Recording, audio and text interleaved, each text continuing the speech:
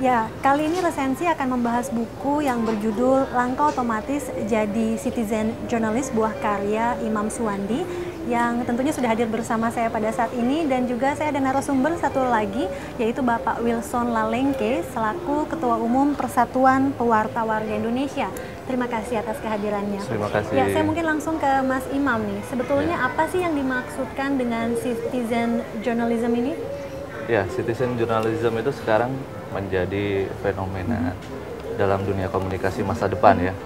Artinya dahulu kegiatan-kegiatan jurnalisme atau jurnalistik semuanya itu dilakukan oleh wartawan atau mahasiswa yang bergelut di bidangnya atau di tulis menulis dan jurnalistik. Namun sekarang dengan adanya fenomena citizen journalism ini merubah itu semuanya, atau paling tidak masyarakat yang mempunyai minat di bidang jurnalistik, mereka sudah bisa berbuat sesuatu. Artinya kegiatan wartawan seperti mengumpulkan berita, menganalisis, kemudian sampai menyiarkan, itu sekarang sudah bisa dilakukan oleh warga atau masyarakat yang tentu saja punya interest dan peka terhadap lingkungannya dan maksud saya adalah memaknai semua peristiwa yang dilihatnya.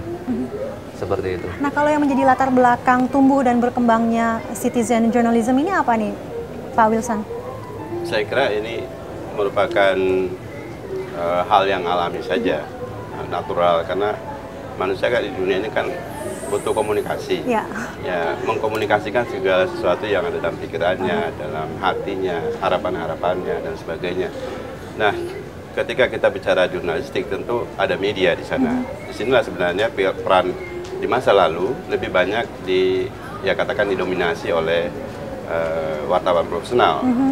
Tapi sebenarnya juga masyarakat umum bisa melakukan hal itu, terutama karena sekarang ditunjang oleh teknologi.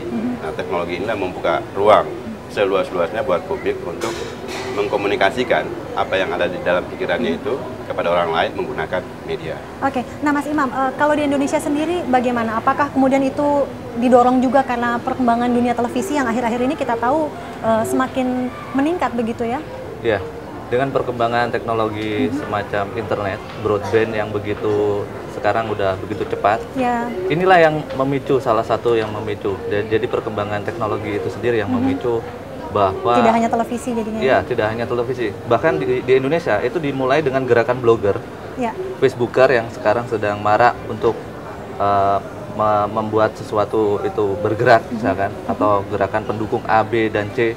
Salah satunya juga seperti itu. Atau yang lebih pribadi lagi, kita bisa memakai media lebih personal lagi dengan handphone yang lumayan canggih itu untuk mengupdate status atau melihat peristiwa, langsung share kepada teman-teman atau kepada langsung ke salah satu, mungkin ada yang membaca adalah pelaku media itu sendiri. Dan media televisi sekarang justru mencari semacam embrio-embrio informasi itu dari media-media tersebut, dan inilah membuat kehidupan atau perkembangan citizen journalism itu akan lebih secara langsung, tidak langsung mereka juga saksi mata dari peristiwa itu sendiri ya?